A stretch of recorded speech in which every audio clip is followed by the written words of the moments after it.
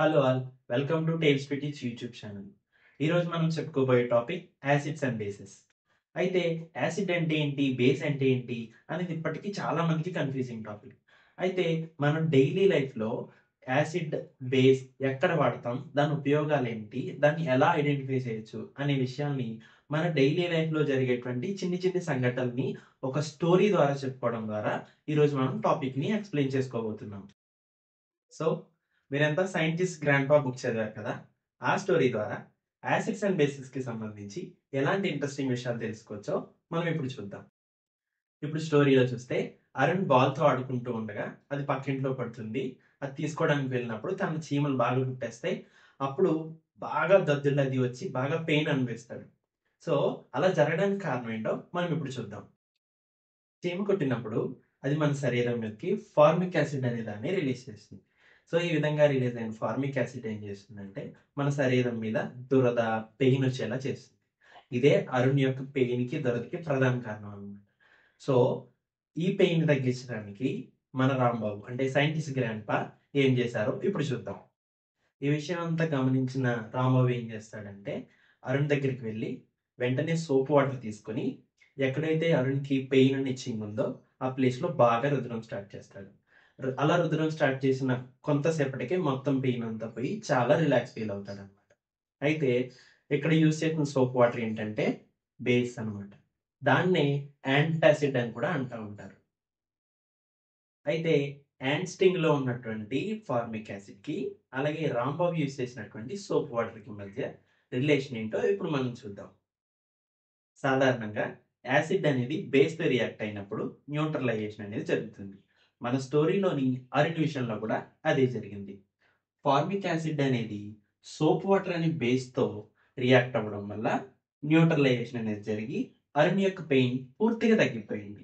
So, ఈ విధంగా formic acid వల్ల అరుణ్‌కి కలిగిన పెయిన్‌ని సోప్ వాటర్ ఉపయోగించి మనం కంప్లీట్‌గా న్యూట్రలైజ్ చేయడం వల్ల అరుణ్ పెయిన్ పూర్తిగా తగ్గిపోయిందన్నమాట. దీన్నే న్యూట్రలైజేషన్ రియాక్షన్ అని కూడా అంటాం. హ్యాండ్ స్టింగ్ ఇన్సిడెంట్ తర్వాత అరుణ్, రాంబాబు వాళ్ళ ల్యాబ్‌లో పనిచేయడం మొదలుపెడతాడు. ఒకరోజు మ్యాంగో జ్యూస్ అనుకుని యాసిడ్‌ని తాగేపోతాడు. అప్పుడు రాంబాబు వెళ్లి అరుణ్‌ని కాపాడతాడు. ఇదంతా చూసిన రాంబాబు అరుణ్‌కి ల్యాబ్‌లో ఉన్న ఏ లిక్విడ్ ఏంటి అనేది చెప్పాలనుకుంటాడు.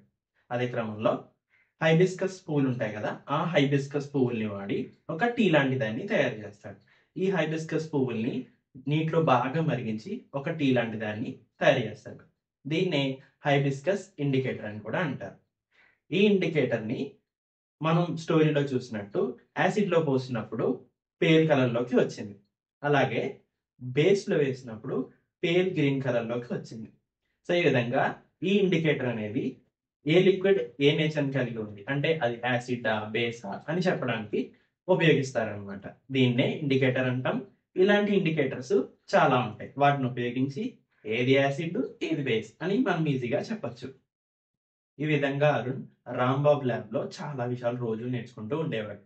ఒకరోజు ఏమైందంటే రాంబాబు ల్యాబ్‌లో ఒక ఫోటో ఫ్రేమ్ చూసి అరుణ్ రాంబాబుని అడుగుతాడనమాట. ఈ ఫోటోలో ఉన్నది ఎవరు? ఏంటి అని. అప్పుడు రాంబాబు 20 ఏళ్ల క్రితం తను ఇండియన్ గవర్నమెంట్‌లో ఉన్నప్పుడు తనకు ఎదురైనటువంటి ఒక ఎక్స్‌పీరియన్స్‌ని అరుణ్‌కి చెప్పే ప్రయత్నం చేస్తాడు. 20 ఏళ్ల క్రితం రాంబాబు, అతని టీమ్ మెంబర్స్ కలిసి అంటార్కిటికా ప్రాంతంలో ఒక ఎక్స్‌పెరిమెంట్ కండక్ట్ చేయడానికి వెళ్తారు. అప్పుడు తనకున్నటువంటి సైన్స్ జ్ఞానాన్ని ఉపయోగించి వాళ్ళు ఒక తోడేళ్ల గుంపు నుంచి ఎలా బయటపడ్డారు అనేది విషయాన్ని రాంబాబు అరుణ్‌కి ఎక్స్‌ప్లెయిన్ చేస్తాడన్నమాట. ఒకరోజు రాంబాబు వాళ్ళ టీమ్ మెంబర్స్ ఉన్న ప్రాంతానికి ఒక పెద్ద తోడేలు గుంపు వస్తుందన్నమాట. ఈ తోడేలు గుంపు నుంచి ఎలా రక్షించుకోవాలో ఎవరికీ అర్థం కాదు. రాంబాబు వీళ్ళందరికీ టీమ్ మెంబర్ కాబట్టి తనే ముందుకు వెళ్లి తన ఒక ఉపాయాన్ని ఆలోచిస్తాడు. తన దగ్గర ఉన్నటువంటి యాసిడ్ బాటిల్ తీసుకొని అందులో అల్యూమినియం మెటల్ వేస్తాడన్నమాట. ఇక్కడ ఏం జరుగుతుందంటే యాసిడ్ అల్యూమినియం లాంటి మెటల్స్‌తో రియాక్ట్ అయినప్పుడు అదొక బబుల్స్‌ని బయటికి రిలీజ్ చేస్తది. ఈ బబుల్స్ అంటే మరేంటో కాదు. అది హైడ్రోజన్ గ్యాస్ అన్నమాట. ఈ హైడ్రోజన్ గ్యాస్‌కి ఎప్పుడైతే నిప్పంటిస్తామో అది ఒక పెద్ద సౌండ్ చేసి బ్లాస్ట్ అవుతుందన్నమాట. అయితే అక్కడ ఏం జరిగిందో మనం ఒకసారి చూద్దాం. రాంబాబు వాడినటువంటి అల్యూమినియం ఫ్లేక్స్ H2SO4 అంటే సల్ఫ్యూరిక్ యాసిడ్ దాంట్లో మిక్స్ అయినప్పుడు అది హైడ్రోజన్ గ్యాస్‌ని రిలీజ్ చేస్తుందనమాట. సో, ఈ విధంగా రిలీజ్ అయినటువంటి హైడ్రోజన్ గ్యాస్ దానికి ఎప్పుడైతే ఫ్లేమ్ ఇస్తామో, దాన్ని మండిస్తామో అది పెద్ద సౌండ్ చేసి బర్న్ అవుతుందన్నమాట.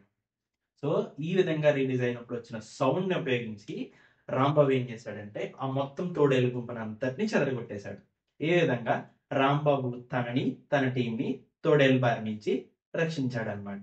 సో, ఈ విధంగా స్టోరీ ద్వారా మనం చాలా విషయాలు నేర్చుకున్నాం. అదే విధంగా అరుణ్‌తో పాటు మనం కూడా చాలా విషయాలు నేర్చుకున్నాం. సో, ఇప్పటివరకు మనం ఎక్స్‌ప్లెయిన్ చేసుకున్న యాసిడ్స్ అండ్ బేసెస్ టాపిక్ ఒక స్టోరీ ద్వారా ఎక్స్‌ప్లెయిన్ చేసుకున్నాం కదా! సో, ఆ స్టోరీ పేరు 'ద సైంటిస్ట్ గ్రాండ్‌పా'. ఇప్పటికే మీరు ఈ బుక్ కొనుక్కున్నట్లయితే కంగ్రాచ్యులేషన్స్. ఒకవేళ కొనుక్కోకపోయినట్లయితే మా స్క్రీన్ మీద కనిపిస్తున్న నంబర్‌ని కాంటాక్ట్ చేయడం ద్వారా మీరిప్పుడు ఈ బుక్ పొందగలరు.